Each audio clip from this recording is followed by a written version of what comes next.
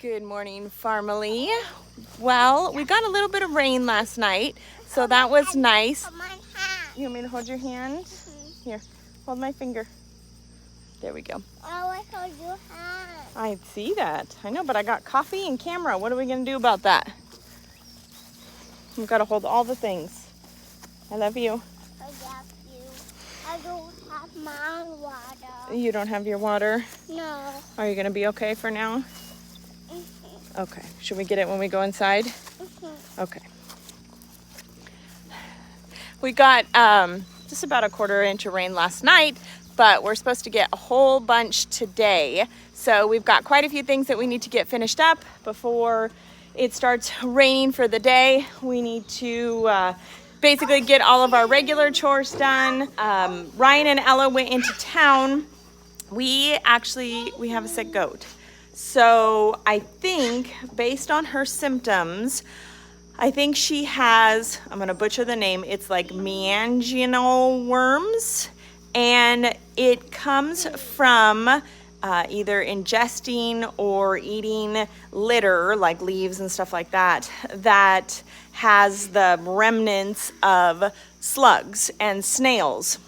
I don't know if it's a specific kind of slug and snail or just slugs and snails in general. It's super common, I guess, in areas that get lots of rainfall here and in woody or swampy areas. And that's exactly where they have been, is in a wooded area. So she first started showing, she was just limping. And I thought maybe, goats, yes, you can have one little drink. I thought that maybe she just had kind of just hurt herself. They're always bouncing around and doing crazy stuff. So, and then, we just gave her a couple of days just to kind of like see if it resolved itself. We're not one to go crazy about treating. I checked her out and make sure she didn't have any injuries. None of her joints were swollen or anything like that. And then day before yesterday, she was really weak, like in her back end. She kept kind of like, not kept, but she did it a couple of times where her back legs just sort of gave out on her. And I said, uh-oh, we've got a problem. It's not getting better. So we researched it, found what I think are these symptoms, these meningeal worms. And of course, nobody had ivermectin. The treatment is a high dose of ivermectin, injectable ivermectin. But nobody had any. The feed store that we use was closed. So Ryan went in first thing this morning to go get some. And the problem is that we can stop it so she won't get any worse. But it says, according to the internet, you can't reverse any damage that's been done. So basically these worms get into their system and they attack the spinal cord.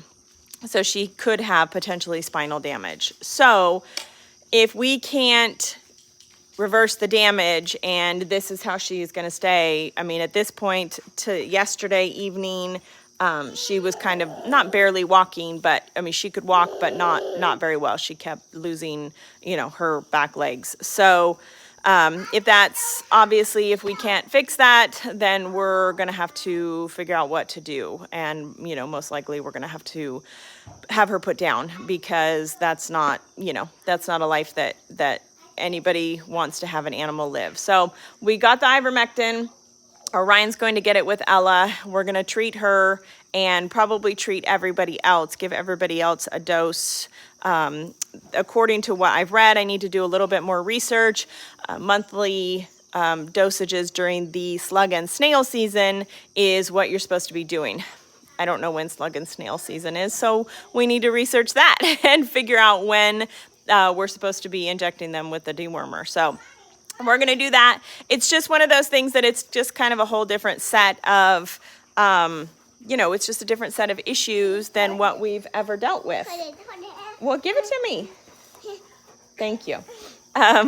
We didn't really have a lot of parasites that we had to deal with in Cali. And, we did research. I've talked to people and nobody mentioned this to us. Maybe it's not very common. I don't know. But Yeah. So, you know, unfortunately, it's live and learn. And unfortunately, sometimes it's an animal that teaches us that lesson. And I'm really disappointed. I'm hoping that we can at least get something back for her and she can have somewhat of a normal life. But I don't know. We'll have to see. So as soon as Ryan gets back, we'll get her dosed up. But right now, we need to do other chores. The cows need to get fed. I got to move bunnies and feed the brooders before this one needs to go to bed. Where is she? There she is. Hi. What are you doing? Hi. Hi. Oh, the doggy's licking her toe. Olivia, what's the doggy doing?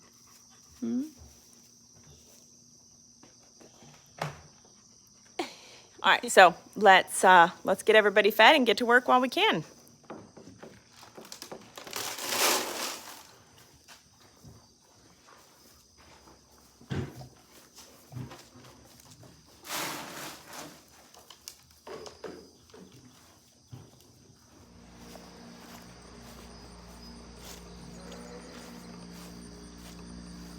It's right there. Mm-hmm. Right here.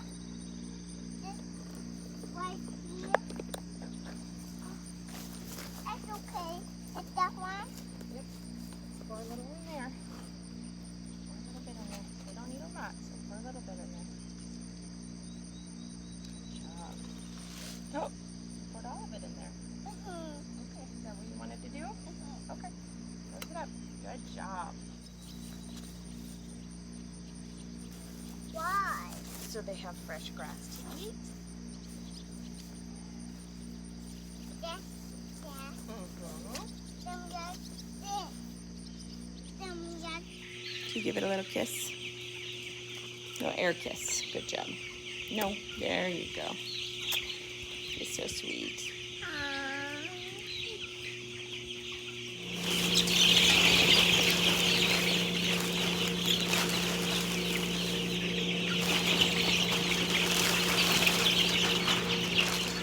You know what we need to do right now? Feed them. They're hungry. Say hungry? Hungry, hungry chicks. Are you not hungry? As soon as we get done feeding the chickies, we're gonna go in and have breakfast. What would you like for breakfast this morning?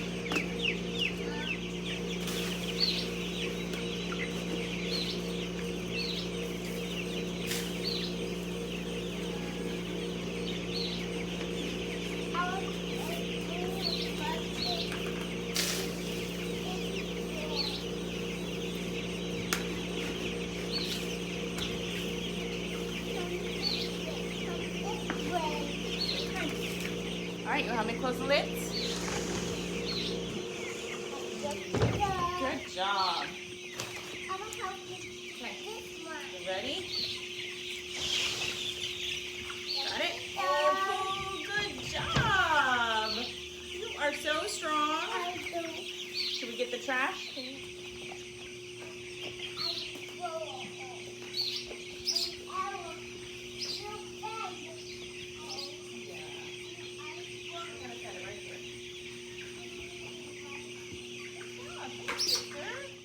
All right, well, Ryan is back with the meds, so I'm gonna go get her dosed up. It's a high dose of ivermectin, higher than what you would normally give to an animal of her size. So I'm gonna give her a dose, and then I'm not gonna do it right now because we got a whole bunch of other stuff to do, but I'm gonna go through and actually dose up everybody else, and just, you know, make sure. So I did a little bit more research. Slug and snail season is summertime around here, so this is the time when we need to be dosing. But we have to be careful because if we dose too much then, or too often, then intestinal worms can actually create a resistance to the ivermectin. So there's a fine line between preventing these spinal worms or brain worms is what I've found, and creating the intestinal worm resistance. So let's get her dosed up first and foremost, and then we'll go from there.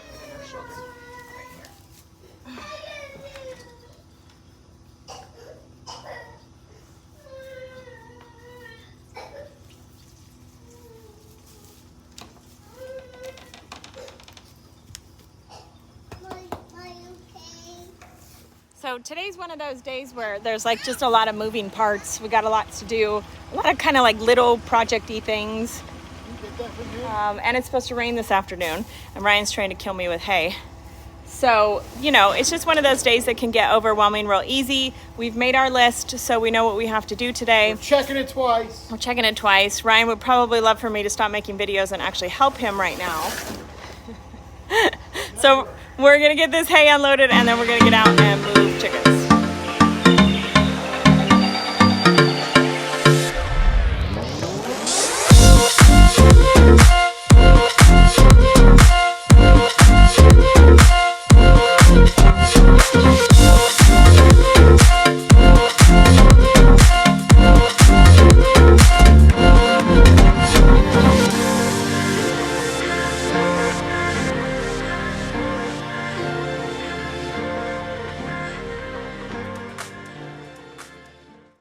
There's nothing worse than hay down your shirt.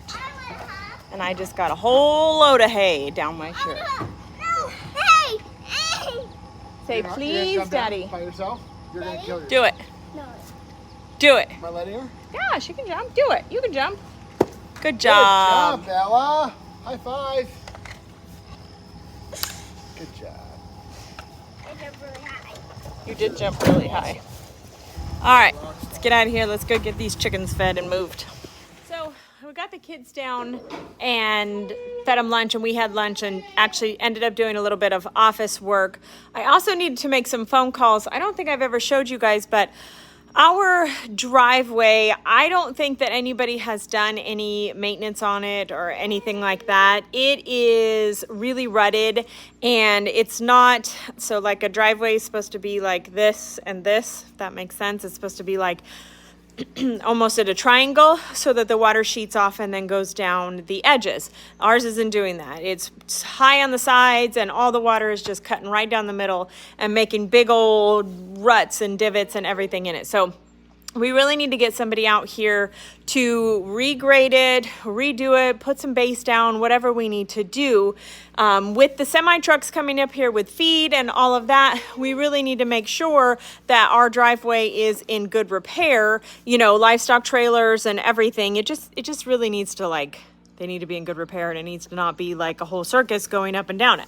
So I made some calls to try and get a couple people to come out here and give us bids on what we need to do in order to get the driveway, you know, up to par. So I made a couple calls. I really need to move the cows, but it's raining and thunder and lightning. I don't mind working in the rain. Doesn't bother me. It's like 80 degrees anyways. It's beautiful. I could just get some soap and take a bath while I'm out here, but it is thunder and lightning, and it just seems a little unsafe to be out in the middle of an open field while it's thunder and lightning, and I'm literally seeing lightning like all around me. So I'm not going to do that right now. It's supposed to slow down this evening right around like 4:30 or 5. So I will probably leave dinner making to Ryan and come out and move the cows real quick then. So right now what I'm going to do, I just put the dairy cows out. I think they're over getting a drink. I just put the dairy cows out. I'm going to feed the goats. They don't go out in the rain either. They're a little bougie for that. So they're staying in their stalls. So I'm going to get this hay that we dumped out of Ryan's truck, get it put away, and then see if I can get these guys dosed with the ivermectin shots. So we'll see. I'm not sure. Usually I might put them on the stand. I might put them on the stand and do some hooves while I have them. I can't really do anything else. Let's do that. Let's trim some hooves while we have them. All right, let's get this hay moved and get to work.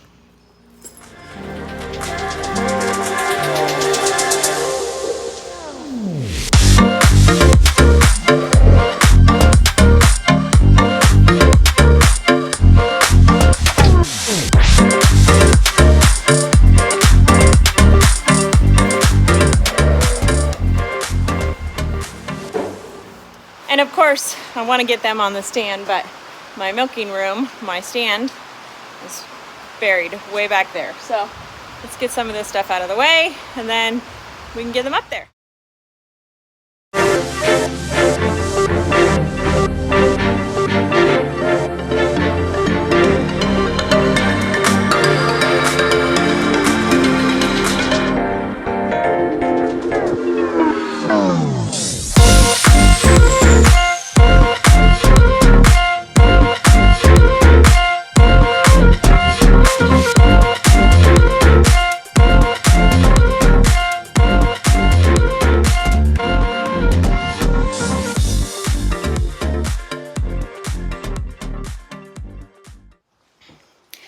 amazing what a little tidying can do. Looks a million times better in here, and I can get to my milking stand. So let's see who we can get first. I'll probably get Holly just because she's usually the easiest. So let's see.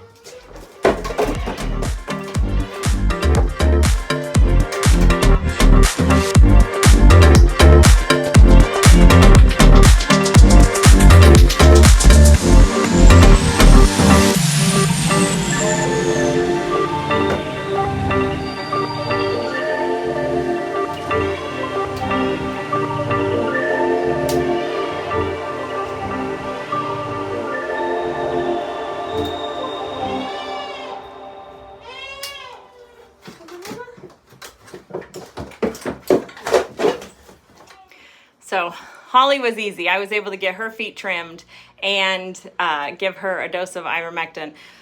I don't know how these little ones are gonna go. They haven't really been put on the stand. Actually, I don't think they've been put on the stand at all. So we'll see how this goes. It's probably gonna be a rodeo. Now we're gonna do something even more wild. Are you ready? Oh yeah.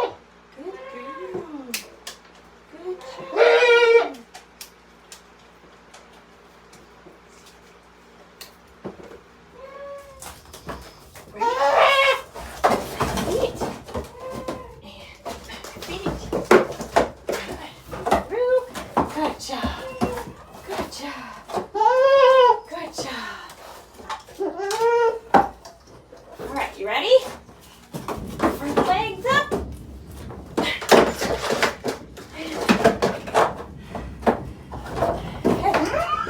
Oh my goodness. Well, it's a good thing I don't have close neighbors because they probably would think that I was up here murdering goats. Because the way that these guys yell on the stand, you would think that I was murdering them, but I'm not. All I'm doing is just trimming their hooves. But yeah, it went better actually than I thought it was going to. I got everybody trimmed except the little sick goat. I'm not gonna mess with her. I'm just gonna leave her be. She is getting up, so that's good. She's still able to get up. She just kind of falls down occasionally if she gets bumped or if she tries to turn too fast or whatever. But we got her on big high dosage of the ivermectin. We're getting everybody else on monthly dosages, probably for the next, I'll probably do it for the next 2 months, I would say, July, August, and September, just to make sure that we're through slug and snail season. I need to do a little bit more research. Maybe I need to start that in July.